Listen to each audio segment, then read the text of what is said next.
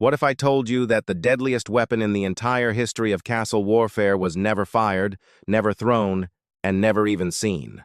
What if the one thing that could bring down the strongest fortress on Earth was not the army standing in front of you, but the silence underneath your own feet? I have spent years studying siege warfare, and if there is a single truth that still keeps me awake at night, it is this. The greatest threat to a medieval castle was never the enemy you could see. It was always the one you could not. Picture it for just a moment. You are standing on top of a castle wall. Archers are lined up on either side of you. Cauldrons of boiling water sit ready to pour. You have enough food stored away to last for months. The army camped outside has been sitting there for weeks without a single serious attack, and for the first time, you are starting to believe that you might actually survive all of this. But 60 feet below where you are standing, a team of men is crawling through a tunnel they have been digging for 3 weeks. They are moving in almost total darkness, heading straight for the foundations beneath your boots. And in just a few hours, everything you are standing on is going to drop straight down into the earth. For hundreds of years, this was the real terror of siege warfare. Not the catapult, not the battering ram, the tunnel. And before we are finished, I will take you from a Roman tunnel where 20 men were killed by poison gas to an American mine that killed hundreds in a single heartbeat, and finally to a bomb that is still buried under a family's farm at this very moment. Stay with me. Welcome back to the channel, and thank you for being here with me today. If you love the pages of history that almost nobody bothers to tell, the stories that happened in the dark where no chronicle could follow, then do me a favor and subscribe, because what is coming next is exactly that kind of story. Now let me take you underground. But before we crawl into a single tunnel, you need to understand one thing first. You need to understand why anyone would ever bother digging beneath a castle in the first place. And the answer is simple. Attacking a well-built castle head-on was very close to suicide. A proper stone fortress in the 12th or 13th century was an absolute nightmare to crack open.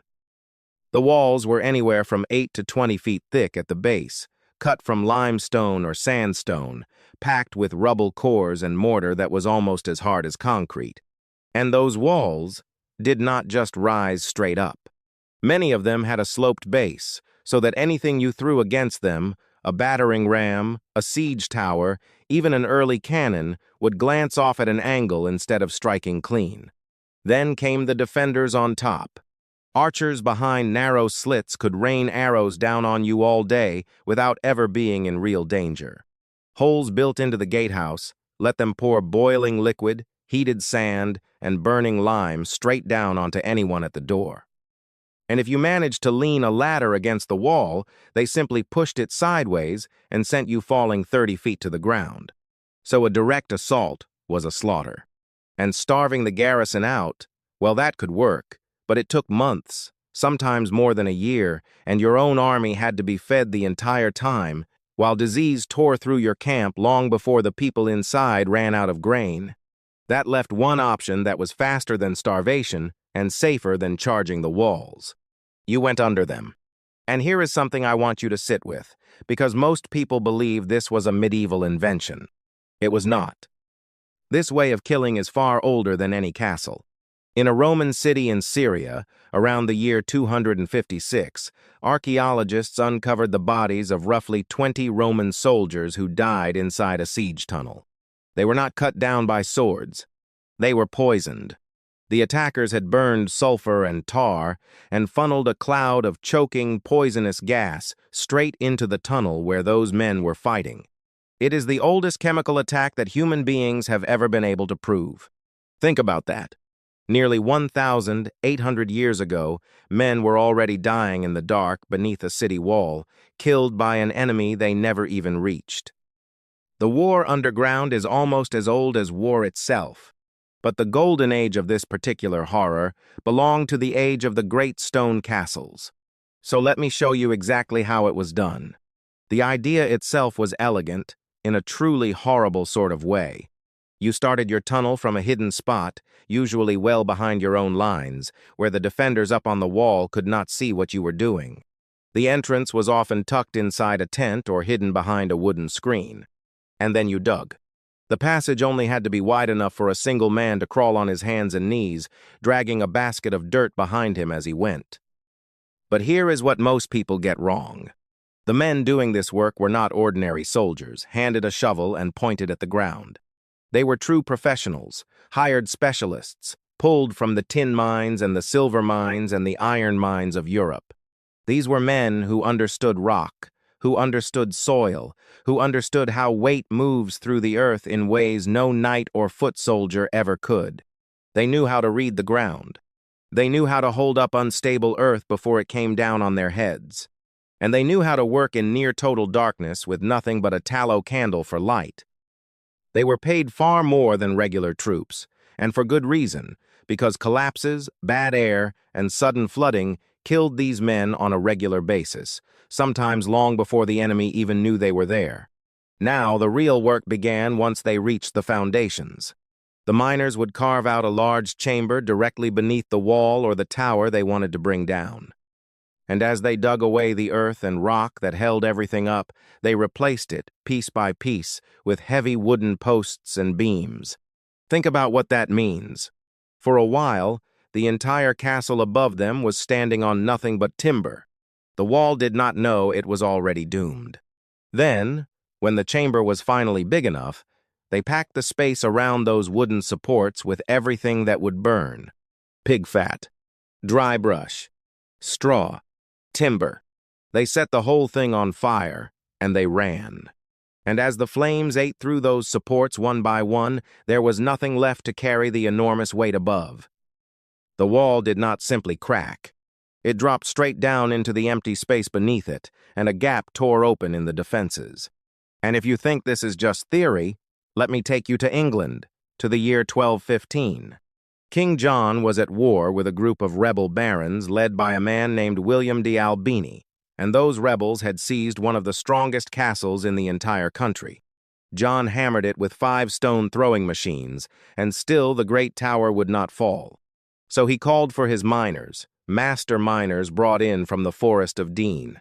And then came one of the strangest orders any king has ever given. He demanded 40 of the fattest pigs in the land, the ones least fit for eating. Those pigs were not for a feast. Their fat was rendered down and used to fire the wooden supports beneath the tower, and the southeast corner came crashing to the ground. But here is the part the story usually leaves out. The defenders did not surrender. That tower was so massive that when it was built, a thick wall had been run right down the middle of it.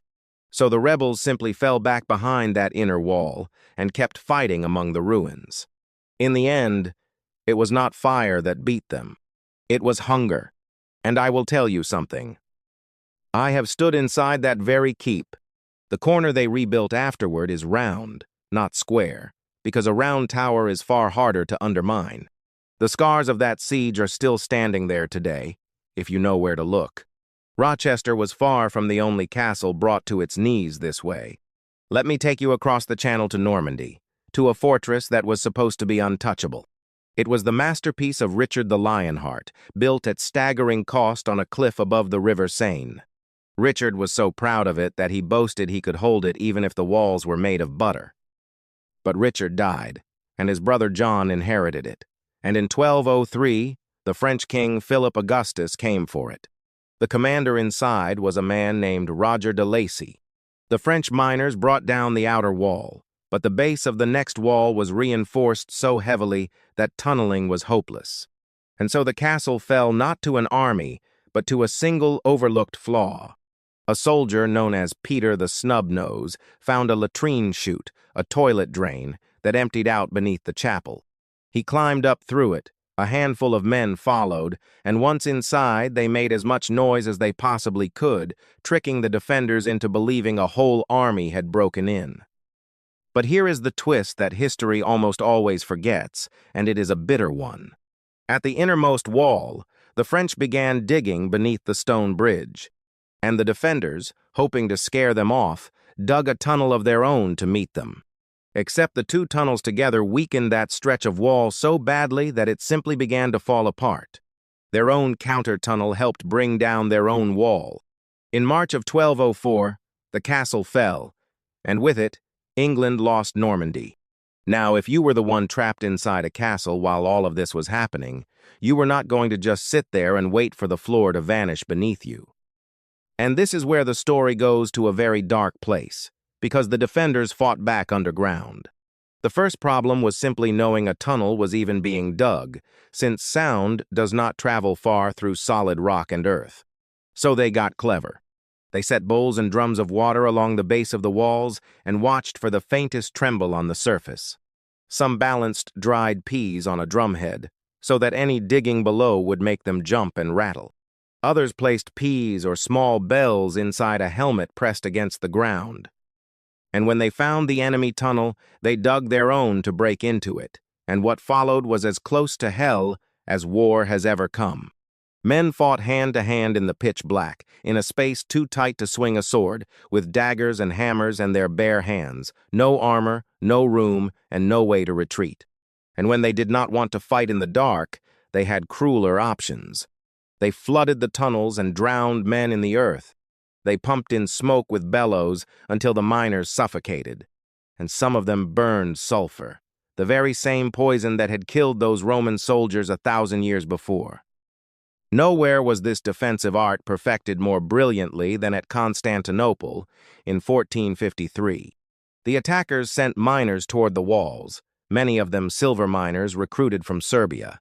But inside the city was a single engineer named Johannes Grant, and he half-buried a line of drums, scattered peas across them, and used those trembling little seeds to locate every single tunnel. One by one, he dug down to meet them and destroyed them. The walls of that city never fell to a mine. Not one. And then, everything changed. Because once gunpowder arrived, you no longer had to wait for wood to burn. You packed the chamber with barrels of black powder, lit a fuse, and blew the wall into the sky in a single instant. Siege warfare became a science. One French engineer could even calculate how much powder a wall would need and predict that a proper siege should take about 48 days. And that new power was about to cross an ocean, to a war fought on American soil. That ocean crossing brings me to Petersburg, Virginia, in the year 1864. Two great armies were locked in the trenches, unable to break each other, and the idea that finally cracked the deadlock did not come from a general. It came from the ordinary men in the ranks. Many of them were coal miners back home, and one of them looked out at the enemy fort and said they could blow that thing clean off the earth if they could just run a shaft underneath it. Their commander, Henry Pleasants, was a mining engineer, and he believed them. The Army's own engineers laughed at the plan. They said a tunnel longer than 400 feet could never be ventilated, and they refused to hand over proper tools.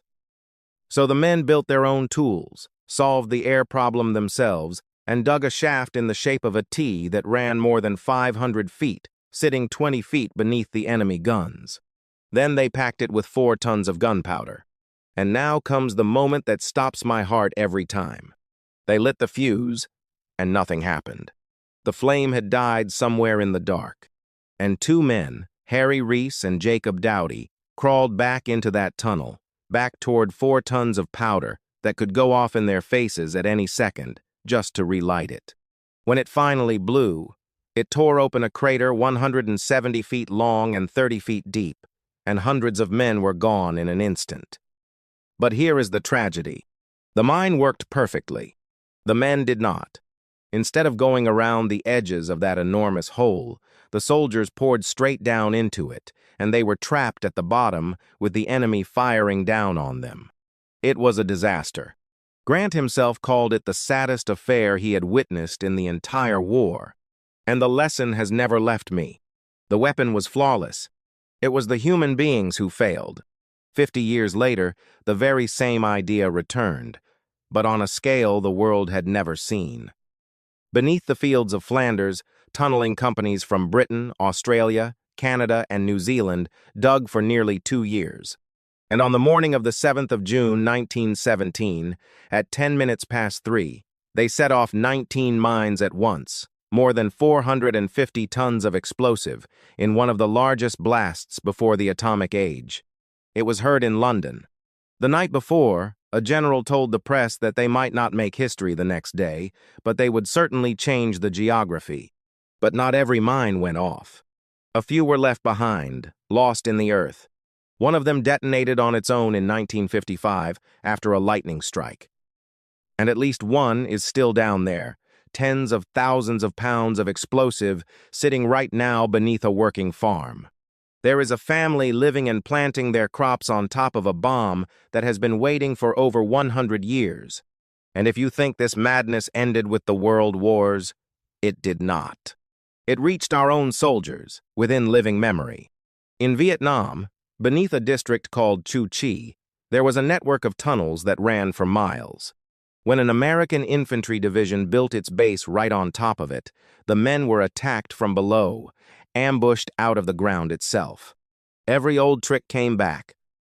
They pumped in gas to force the enemy out, and the enemy simply vented it away through hidden shafts. In the end, the only answer was to clear those tunnels by hand, and that job fell to a group of volunteers who became known as the Tunnel Rats. They went down with a pistol, a knife, and a flashlight into the dark, into the traps, to fight hand-to-hand beneath the earth. 8 centuries after that castle in England, American soldiers were still crawling into the very same darkness, fighting the very same war underground. And that is what haunts me across nearly 2,000 years, from a Roman tunnel in Syria to the red clay of Virginia to the jungles of Vietnam. One idea never changed. If you cannot go through, go under. And if someone is digging beneath you, you had better get down there first. Up above, there were banners and glory. Down below, there was none of that. Just men in the dark, digging toward other men in the dark, knowing the ground itself could bury them alive. So the next time you stand on an ancient wall and marvel at how high and how thick it is, look down at the earth beneath your feet, because for hundreds of years, the real war was fought down there, in silence, by men whose names no chronicle ever recorded. If this story moved you, subscribe to the channel and tell me in the comments which siege you want me to take you inside next. It means more than you know.